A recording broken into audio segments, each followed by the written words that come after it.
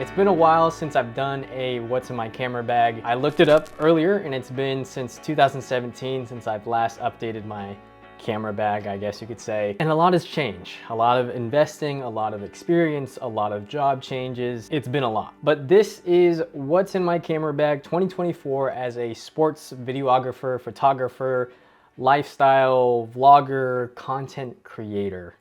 Let's get into it. So we're gonna break down this video into 4 different chapters. Chapter number 1, cameras. Chapter number 2, lenses. Chapter number 3, accessories. And chapter number 4, wish list. The Sony a7 III is one of 2 bodies that I have. Bought this back in 2019, I believe. Put this thing through a lot of work. One of the first cameras that I bought fully on my own from work, from freelance stuff, weddings. It's been through a lot. I first got it as a video camera, actually. When it first came out, it was the only camera that I could think of that was very affordable, but also shot 1080, 120. So the first part of its life was just shooting video. I was shooting vlogs on it, taking photos here and there, but for the most part, it was all video. This actually is a perfect B cam. It still shoots 4K 24, 4K 30. So if I do need a B cam to shoot video, I have it here. But now this is my main photo camera that I use for sports, lifestyle, personal stuff, family things. Sony a7 III. Now, the main workhorse, my second body, is the Sony a7S III that I'm shooting on right now. It's one of the best cameras I've ever owned. Dual ISO, just beautiful colors, top of the line. I did buy this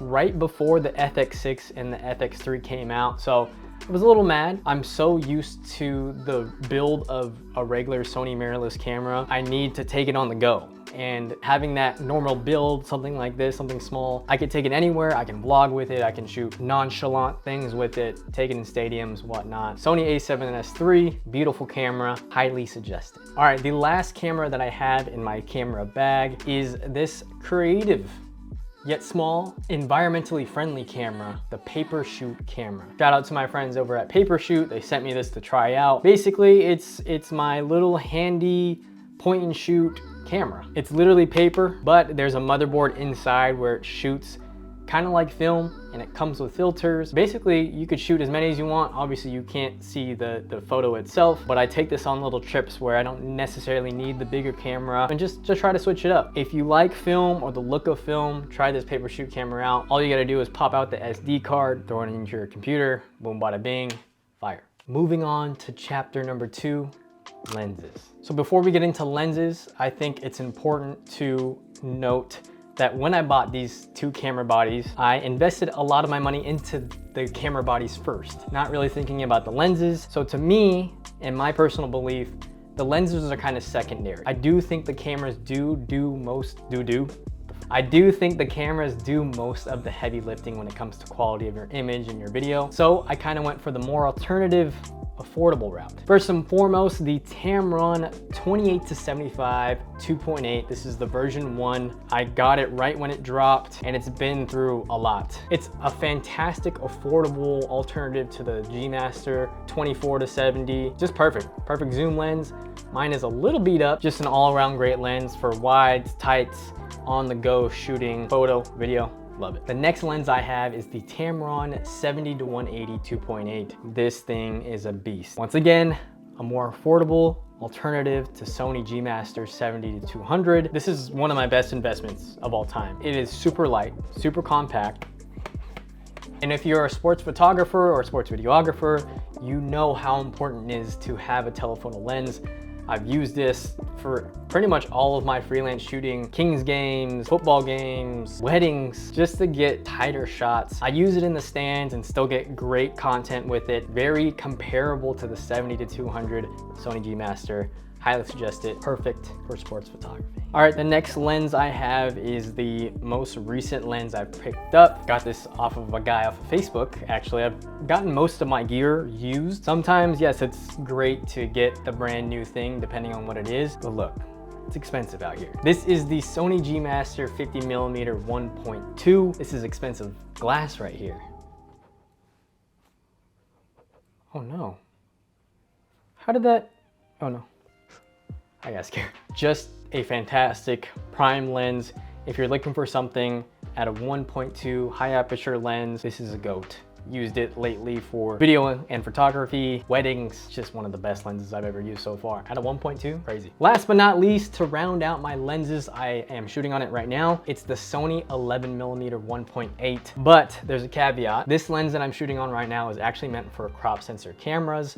So when you throw it on a full frame camera, you're not technically getting the right focal length, but as you can tell, it creates this cool fisheye look with the vignetting right here. But the cool thing about editing, if you're shooting 4K, you can crop in.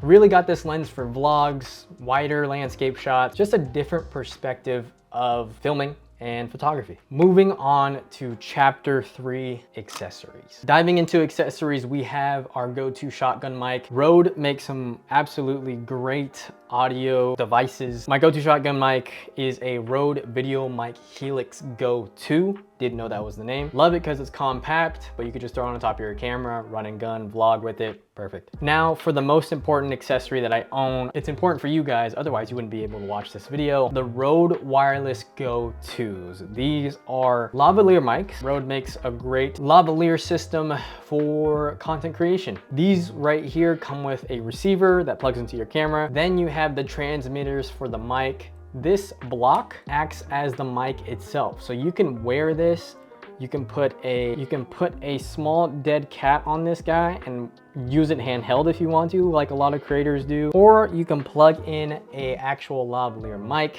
into the transmitter, use it as a regular lavalier mic.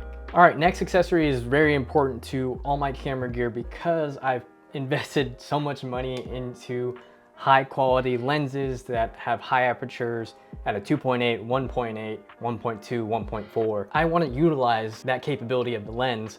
So when I'm outside shooting and it gets too bright in certain conditions, what you need are ND filters. I have a couple ND filters, super important that you get some for your lenses. One, it not only protects your lens, but it acts as sunglasses when you're outside in more brighter conditions, like I said. Super good investment. ND filters are always in my bag. Next accessory obviously is a mandatory accessory that comes with the cameras, camera batteries. Got a ton of these, but to be truthfully honest, and you're probably the same way, I only really have 2 real Sony branded camera batteries and the rest are off-brand Amazon batteries, but it's always good to have extras. These things are expensive, so I did go the Amazon route.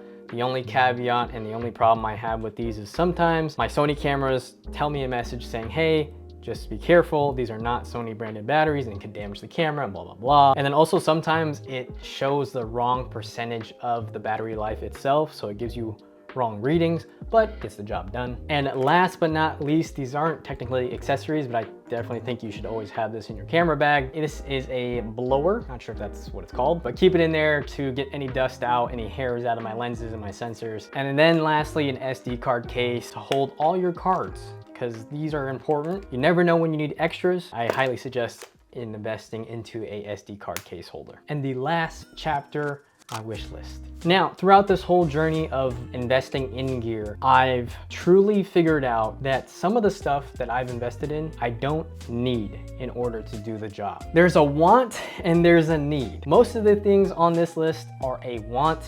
Do I need them? Probably not. Number 1 on my wish list to upgrade the lens I showed you guys earlier, the 28-75 Tamron lens. I'd love to upgrade this probably to the next Tamron version or maybe Sony's new 24-70, who knows. Number 2 on my wish list is to get more G Master prime lenses. 50mm is fantastic, but I'd love to have a 35mm or 24 or even an 85 to get a little tighter, just to have those very sharp prime lenses in my bag for any of those cinematic shots. It's a heavy investment, but hopefully we get the collection going. And last but not least on my wants and needs, this is technically not a need, it's definitely a want. My Sony a7 III is in need. Nah, it's not in need. I want to upgrade. I think it's time. The Sony a7 III is not even that bad now. Some of the video capabilities are a little outdated, but a 24 megapixel sensor is still great. It's bigger than my Sony a7S III, which is 12, and it's not even necessary to have 2 bodies. But yeah, I would just love to upgrade this. Like, I want to start shooting at different angles, but this is getting a little old. Obviously, the Sony a9 III with global shutter. I think the a1 2 or 3 just dropped. But for me personally, I think I might wait for the Sony a7 IV. I really do enjoy that global shutter setting, and I heard that Sony will eventually drop every new camera will have global shutter. So to sum it all up, this is the part where I tell you that gear doesn't matter. I think it does. If you're starting to get into content creation and you're trying to figure out what camera works best for what you need, I would say get the camera that you can afford right now. I've seen too many people invest too much money into buying that expensive camera and then selling it on Facebook because they don't know how to use that camera. 7 years ago, I thought I knew everything about cameras. I had no idea. Shoot, even now, I don't even know all about cameras. So what I'm telling you guys right now is, yes, I do have all this fancy gear that I'm so grateful for. Just do your research. Figure out how to use the camera first before investing fully into something that is kind of scary, and it's a huge investment. You will know when you need to upgrade. Get your reps in, learn everything that you need to learn about cameras. These cameras, this gear is all an investment into your passion. I preach this a lot, that you should invest in things that you love. If you love taking photos, if you love making videos, and it's a plus that you can make a living off of making these investments, you can pay these off easily. That's a wrap. Appreciate you guys. Hopefully I make a updated what's in my camera bag within 7 years, not 7 years later. It's been a crazy journey. For those who've seen my first what's in my camera bag, I appreciate y'all for seeing me through. I think I've matured since then. I've learned a lot more and gotten obviously a lot more camera gear. Appreciate y'all. See you guys in the next one.